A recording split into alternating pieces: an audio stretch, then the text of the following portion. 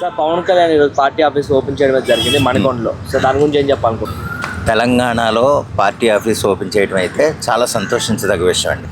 ఎందుకంటే రెచ్చగొడుతున్నారు. ఆయన ఏదో మామూలుగా పెద్ద కాన్సన్ట్రేట్ చేయాలని అనుకోలేదు. తెలంగాణలో కూడా మన పార్టీ ఉండాలని అనుకున్నాడు మామూలుగా.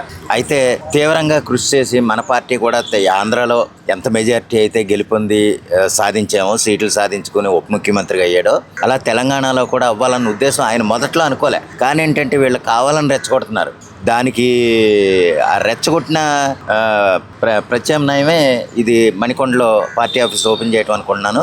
ఎందుకంటే మీ అమ్మ జాగిరా, నీ అయ్య జాగిరా, ఈ మాటలు ఎందుకు వస్తాయో నాకు అర్థం కాదండి. తెలంగాణ ప్రజలు ఎవరు అలాగ అనుకోరు. వాళ్ళకి ఎంతసేపు ఏంటంటే ఆ ప్రజలకు మేలు చేసేవాళ్ళు ఉంటే చాలు. ఆడెవడైనా పర్లే, రేవంత్ రెడ్డా, లేకపోతే కేటీఆర్, లేకపోతే పవన్ కళ్యాణ్, లేకపోతే చంద్రబాబు నాయుడు, ఇదంతా అనవసరం. ఆ ప్రజలకి వాళ్ళ బాగు కోసం, వాళ్ళ సంక్షేమం కోసం, వాళ్ళ మేలు కోసం పనిచేసే నాయకుడు ఉంటే చాలు. దానికోసం ఏదో పవన్ కళ్యాణ్ వస్తేనే మళ్ళీ వేరే వాళ్ళు వస్తే వీళ్ళు మొరగరు.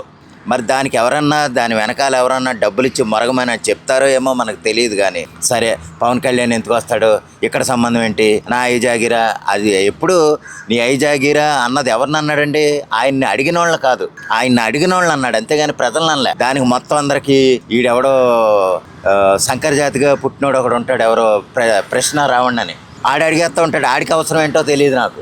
ఆ రావణ్ గాడికి లేకపోతే ఆడి దీనికి అంటే పవన్ కళ్యాణ్ అంటే మొరగమని కొంతమంది వాళ్ళ వెనకాల కొంతమంది ఉంటారు. వాళ్ళు ఏంటంటే నెల వచ్చే డబ్బుల కోసం ఏళ్ళోదోటి మాట్లాడాలి, పర్టికులర్గా ఏళ్ళ మీద మాట్లాడాలి. ఆ మాట్లాడేటప్పటికి ఏంటంటే దాని ప్రత్యామ్నాయమే ఈరోజు తెలంగాణలో, అది మణికొండలో జనసేన పార్టీ ఆఫీస్ ఓపెన్ చేయడానికి కారణం అండి. రానున్న ఎన్నికలు అయితే పూర్తి స్థాయిలో జనసేన కూడా పోటీ చేస్తుంది. ఈ బీజేపీ లేదా కాంగ్రెస్ లేదా ఇక్కడ టీఆర్ఎస్ లేదా బీఆర్ఎస్, ఈ 4 పార్టీలు, అంటే ప్రస్తుతానికి టీఆర్ఎస్ మనం అంత పరిగణించిన దగ్గ పార్టీ అయితే కాదు, ఏదో పార్టీ పెట్టింది. కానీ బీఆర్ఎస్, కాంగ్రెస్ లేకపోతే ఈ బీజేపీ, ఈ 3 పార్టీలకి ప్రత్యామ్నాయంగా లేదా వాటితో సమానంగా అయినా సరే జనసేన పోటీ చేస్తుంది. అభ్యర్థుల్ని, తెలంగాణ అభ్యర్థుల్ని నిలబెట్టి వాళ్ళ ఉనికిని చాటుకునే విధంగా, ప్రజలకు మేలు చేసే విధంగా ఎంత గొప్ప పనులు చేస్తారో మనం చూడనవసరంలా, చేస్తున్నారు ఆల్రెడీ. ఒకవేళ ఇప్పుడు పోటీ చేస్తే కనుక అవునండి, తెలంగాణలో ఉన్న రాజకీయ పార్టీకి ఏ విధంగా సవాల్ ఉంటుంది? సవాల్ ఉంటుందండి, గట్టి సవాల్ ఉంటుంది. ఎందుకంటే ఇప్పుడు మనం ఎలాగ అడుగు పెడతాడో చూస్తాను, ఏ విధంగా వస్తాడో చూస్తానని ఎంతమంది గట్టిగా వాగారో మనం ప్రత్యేకంగా చెప్పనవసరం లే. చివరి తీరా వరంగల్ గడ్డకి, తెలంగాణ పూర్తిగా ఉన్న పూర్తి గడ్డ వరంగల్ గడ్డ మీద అడుగుపెట్టి నిరంజన్ అనే కుర్రాడికి దగ్గరికి వెళ్ళి వాళ్ళ ఇంటికి వెళ్ళి పలకరిస్తే వాళ్ళు ఎంత ఇదయ్యారో మనం ప్రత్యేకంగా చూడనక్కర్లేదండి, చూడవసరం లే. అటువంటిది నువ్వు ఎలాగొస్తావో చూస్తాను, నువ్వు ఎలా కాలు పెడతావో చూస్తాను అన్న కూడా ఒక్కడ కనపడలేదు అక్కడ. మరి వాళ్ళు ఎక్కడ దాక్కుని ఎక్కడ ఇదయ్యి ఎక్కడ తెచ్చారో మనకు తెలియదు. ఎక్కడ దాక్కున్నా సరే వాళ్ళు ఏదో మైకుల ముందు మరగటానికి తప్ప ఎదురుగా మనిషి వస్తే కనీసం కిలోమీటర్ల దూరంలో కూడా నిలబడగలిగే శక్తి ఒక్కడికి కూడా లేదు. సరే, నిరంజన్ వచ్చాడు, వాళ్ళు ఎంత ఆప్యాయంగా ఫీల్ అయ్యారండి. మాకు పవన్ కళ్యాణ్ వచ్చినట్లేదు, సాక్షాత్తు కొండగట్టు హనుమంతుడే వచ్చినట్టుంది మాకు అనేసి వాళ్ళు ఎంతో ప్రేమతో ఆ కుర్రవాడు అడిగిన ప్రతి కోరికని కూడా 10 నిమిషాల్లో లేదా గంటలో తీర్చారు. ఒక్కొక్క పిల్లని అడిగితే ఒక్కొక్క పిల్లని, కానీ ఏది అడిగితే అదమ్మా ఆ చేయగలిగే కెపాసిటీ ఒక పవన్ కళ్యాణ్కి ఉంది. ఇక్కడ ఎవడో ఇప్పుడు రేవంత్ రెడ్డి గారు వచ్చినా సరే చేయడం అలాగా, ఎవరు వచ్చినా చేయరు, కేటీఆర్ వచ్చినా చేయడు. తక్షణం ఆ ప్లానింగ్ అలా ఉంటుంది. అలా చేయగలిగే దమ్ము ఉన్న వాళ్ళు ఎవరన్నంటే ఒక పవన్ కళ్యాణ్ గారు. ఆయన రెచ్చగొట్టిన ప్రత్యామ్నాయం దానికి ఇదేంటంటే ఖచ్చితంగా రానున్న ఎన్నికల్లో అయితే పోటీ చేస్తారు. తెలంగాణ ఉనికిని కూడా తెలంగాణలో, అంటే జనసేన ఉనికిని కూడా తెలంగాణలో చాటుకుంటారు. అంటే ఎంత భయంతో ఇప్పుడు పోటీ చేస్తారు? ఒకవేళ జిహెచ్ఎంసీ ఎలక్షన్స్ లో కావచ్చు పోటీ చేస్తారు, ఇలాంటి భయంతోనే మొన్న జరిగిన పరిణామాలు అనేవి చోటు చేసుకున్నాయి అనుకోవచ్చా? అంతే, పార్టీల వాళ్ళు ఎవరైతే మాట్లాడారు. అవును, అంతేనండి. వాళ్ళు ఎందుకంటే ఒకవేళ జనసేన వస్తే మా ఉనికి ఏమన్నా తగ్గుద్దేమో, మాకు వచ్చే సీట్లు ఏమన్నా తగ్గిపోతాయేమో, లేదా ఒకవేళ నెగ్గే అవకాశాలు ఉంటే కనుక సీట్లు విడిపోయి, అంటే వేరే వాళ్ళు పోటీ చేశారనుకోండి, పోటీ చేసేటప్పుడు వాళ్ళకు వచ్చే స్థానాలన్నీ వీళ్ళకి వస్తే కనుక వాళ్ళ గెలుపు ఆల్మోస్ట్ పోద్ది, మళ్ళీ వెనక్కి తిరిగిపోద్ది అన్నమాట. అలాగ గెలుపుని కూడా శాసించగలిగే పవన్ కళ్యాణ్ గారు నిజంగా పోటీ చేస్తే గనక వాళ్ళ ఉనికి ఏమన్నా తప్పిపోయే వాళ్ళు, నిజంగా ముఖ్యమంత్రి అయిపోదాం అనుకున్న వాళ్ళు ఎప్పుడైతే ఈయన అడుగు పెట్టాడో అది వెనకపోయినప్పుడు అంటే ఆ కక్షతో ఏదన్నా అలా మాట్లాడడమే తప్ప డైరెక్ట్గా ఫేస్ టు ఫేస్ మాట్లాడే వ్యక్తి ఎవరూ లేరు. సార్ అంటే ఇప్పుడు మొన్నట్లో కార్పొరేట్ ఎలక్షన్స్ ఏవైతే అయ్యో అందులో పోటీ చేయకుండానే 2 సీట్లు వచ్చినాయి వాళ్ళు. 2 నుంచి 3 సీట్లు వచ్చాయి.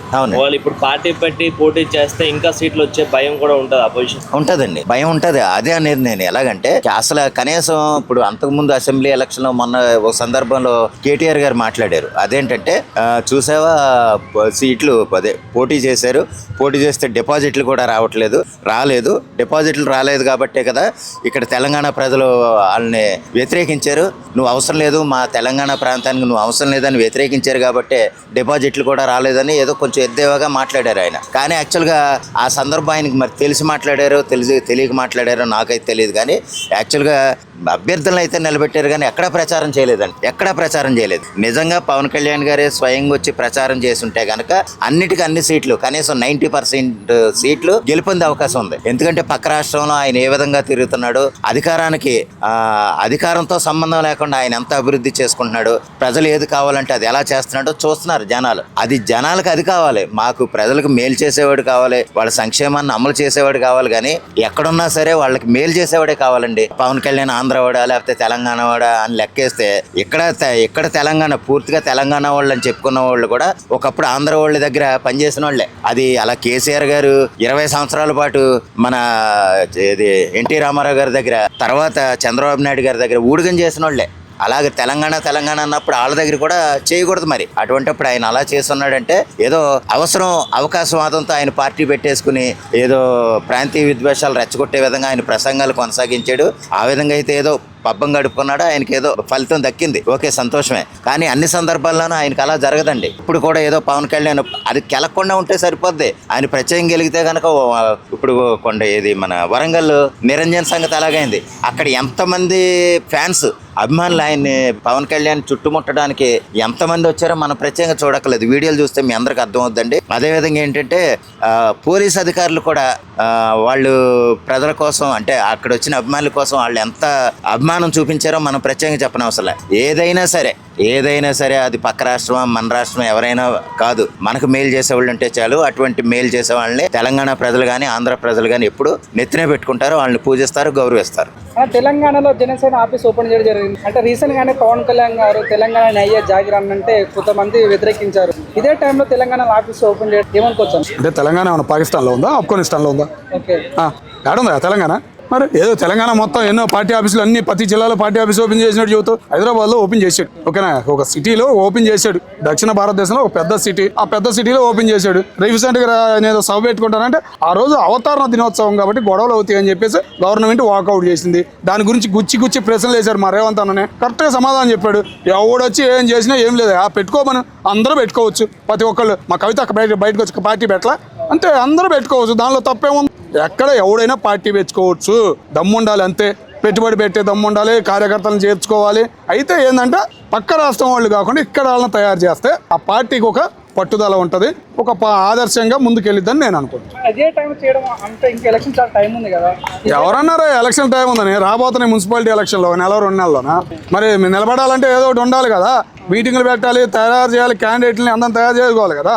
ఇప్పటికే లబోదిబో అంటున్నారు, ఏదో పవన్ కళ్యాణ్ ఇక్కడ పోటీ చేస్తున్నట్టు. ఆయనకేం అవసరం అయ్యా డిప్యూటీ సీఎం ఆయన ఆంధ్రాకి, ఆయన చూసుకుంటాడు. అక్కడ పార్టీ పరంగా చూస్తున్నాడు. ఇక్కడ ఉన్న కార్యకర్తలు అడుగుతున్నారు మేము నిలబడతామని. ఇక్కడ ఉన్న పార్టీలో సరైన సపోర్ట్ లేక తెలంగాణ వాళ్ళకి వాళ్ళు వచ్చి నిలబడతారు, పోటీ చేస్తారు, డబ్బులు ఉంటే ఖర్చు పెడతాయి. ఇంకేందా పదే పవన్ కళ్యాణ్ గారు తెలంగాణకు రావడం? పదే తెలంగాణ ఏమన్నా పాకిస్తాన్లో ఉందా? ఇందాక అడిగింది కూడా అదే కదా, పక్కనే ఉంది తెలుగు రాష్ట్రాలు. రాంబాబు కూడా నిన్న కామెంట్ చేయడం జరిగింది, నిరంజన అబ్బాయి కలనీకి వెళ్ళిండు అని కొంత కాంట్రవర్సీ మాట్లాడడం జరిగింది. లాంబాబు అంటాం మేము, రాంబాబు అనము. ఆ లాంబాబుని అసలు పట్టించుకోవాల్సిన అవసరం పని లేదు. వైసీపీ ఉంది చూసావా, వైసీపీ జగన్ గారికి ఒక ఏగలాంటాడు. ఆ ఏడున్నా కానీ నాశనం. నేను వెళ్ళాడు విజయవాడ, పాపం ఎంత బాగా మాట్లాడుతున్నారు జగన్ గారు. మధ్యలో చెట్టు తొంగి చూస్తాం ఏందా అసలు? ఇంకేమన్నా చెప్పు, చేసే పనులన్నీ పనికి మాలిన పనులు. కుల రాజకీయం చేద్దామని చెప్పేసి ఆయన పెట్టుకున్నారు. ఇప్పుడు ఆ కులాన్ని ఎవరు దేకట్లేదు. కుల రాజకీయాలు చేద్దామంటే ఎవరు పట్టించుకోవట్లా, అందరూ కలిసిపోయారు. ఇంకేం చేస్తారు? ఆంధ్రప్రదేశ్ లో డిప్యూటీ సీఎం గా ఉండి తెలంగాణలో నరేంద్ర మోడీ కలిశాడు. సో ఇప్పుడు తెలంగాణలో ఆఫీస్ ఓపెన్ చేసి ఆంధ్రప్రదేశ్లో తెలంగాణ అయ్యా ఆయన ఆంధ్రాకి డిప్యూటీ సీఎం కానీ ఒక జనసేన అధ్యక్షుడు, ఆయనకు ఒక పార్టీ ఉంది.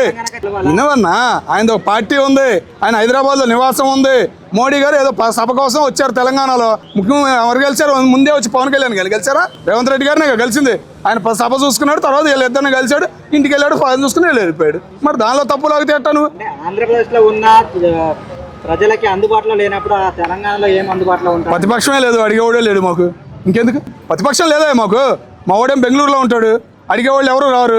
అడిగే ఉన్న నలుగురే బూతులు తిడతాం తప్ప ఏమీ రాదు. ప్రతిపక్షం లేకపోతే జనాలకు అందుబాటులో ఉండడా? ఎవరు? పవన్ కళ్యాణ్. నేను అంటుంది అదే కదా, అడిగేవాడు ఎవడు ఉండడా? నువ్వు అడుగుతావా? మరి ఎందుకే ఇప్పటికే కుంగిపోతున్నారు మీ మీడియాల వల్ల. ఏమో ఎవడొచ్చి మీడియా పెడతాడు, ఎవడు వీడియోలు తెస్తాడని లబోదిబో అన్నారు రాజకీయ నాయకులు అందరూ. మీ జగన్ గారు కూడా అంతేగా, పాపం లండన్ 4 సార్లు వెళ్ళేవాడు. మీ పుణ్యం అంటే ఒకసారి కూడా వెళ్ళలేకపోతున్నాడు. అంతా మీ వల్లనే, ఆ మీడియా వాళ్ళ వల్లనే రాజకీయ నాయకులు నలిగిపోతున్నారు. ఇంకా నలిపోయి మాకండి పాపం వాళ్ళని.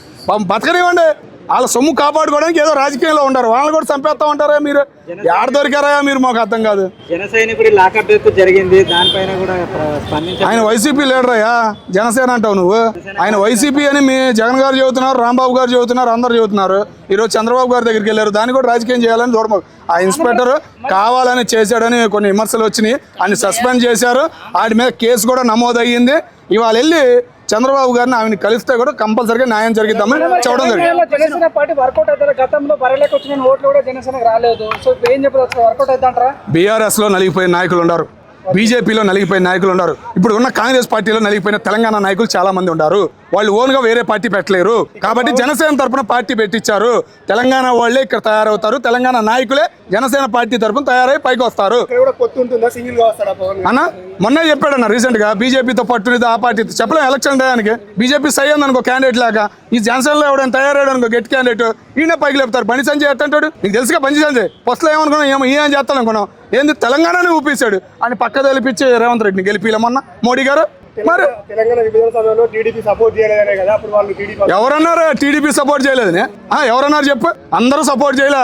చంద్రబాబు గారు సోనియా గాంధీకి లెటర్ ఇచ్చారు, సోనియా గాంధీ గారు ఇచ్చేశారు. అది తెలియదు ఎవరికి? అందరికీ తెలిసిందే. పార్లమెంట్ తలుపులు మూసారు, అదే చెడ్డ పేరు తెలంగాణకి. తెలంగాణ ఇచ్చారని గర్వంగా చెప్పుకోవడం కాదు, పార్లమెంట్ మూసారు. ఆ పేరు అనేది ఎప్పుడు పోయిద్దో అప్పుడు తెలంగాణ అభివృద్ధి అనేది పరిగెత్తిద్ది. ఇప్పటికి చూస్తున్నాం 10 సంవత్సరాలు అయింది. ఎంతమంది నిరుద్యోగులు ఉన్నారు? మరి అది చాలదా ఉదాహరణ? ఆ 20,000 పోస్టులు ఇనయ్యా, 20,000 పోస్టులు ఖాళీలు ఉంటే 5,000 వదిలేడు. హోంమంత్రి రేవంత్ రెడ్డి అన్న కిందే ఉంది. అడిగితే మొన్న చూడరాదు పాపం ఎంతమంది బయటకు వచ్చి అన్నా 20,000 వదులు, అన్నా 20,000 వదులు అని లబోదిబో అంటున్నారు. అలా బాధ చూస్తేనే మీరు మారాలి, మీరు మారరు. ఆంధ్ర వాళ్ళ ఆస్తులు కాపాడుకోవడానికి జనసేన పార్టీ ఇక్కడ ఆవిర్భవించారని చెప్పేసి అంటున్నారు. నిజమేనా? బీఆర్ఎస్ పార్టీ తెలుసా నీకు? ఇనయ్యా, బీఆర్ఎస్ పార్టీ తెలుసా నీకు? బీఆర్ఎస్ పార్టీ తెలుసా నీకు? బీఆర్ఎస్ పార్టీ తెలుసా?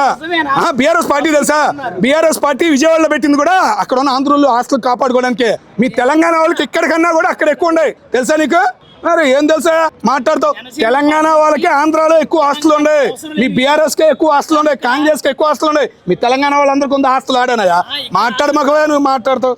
ఇక్కడ ఆస్తులు కాపాడుకోవడం కోసమే ఇంకా చెప్పా కదా, మీ బీఆర్ఎస్ ఆస్తులని ఆడే ఉండేనే. నీకు ఆస్తి లేకపోతే నువ్వు వెళ్ళి కొనుక్కో, నీకు లేని ఆస్తి. 40,000 మంది అమ్మాయిలు మిస్సింగ్. పవన్ కళ్యాణ్ జగన్ గారు అసెంబ్లీకి వచ్చి అడగమనన్నా, బయట వాళ్ళు ఎవరు అడిగితే వేస్ట్. జగన్ గారిని అసెంబ్లీకి వచ్చి అడగమను, అసెంబ్లీకి వచ్చి అడగలేరు మీ జగన్ గారు. ఇంకేం మాట్లాడతారా? జగన్ గారు అడిగితేనే నేను తీసుకొస్తా అని చెప్పి పవన్ కళ్యాణ్ ఎక్కడ చెప్పలేదు కదా. ఏంటది? పవన్ కళ్యాణ్ మరి ఎవరు అడగట్లేదు కదా, పోలీసులను అడుగు, హోంమంత్రిని అడుగు. పవన్ కళ్యాణ్ ఎందుకు అడుగుతా? నువ్వు పవన్ కళ్యాణ్ ఎందుకు అడుగుతాయా? నువ్వు అడగాల్సిన ఎవరు? హోంమంత్రిని అడుగు, హోంమంత్రిని అడుగు. అది నువ్వు హోంమంత్రిని అడుగు వెళ్ళి. నువ్వు అట్లా అంటావు, అది రాంగ్ ఇన్ఫర్మేషన్.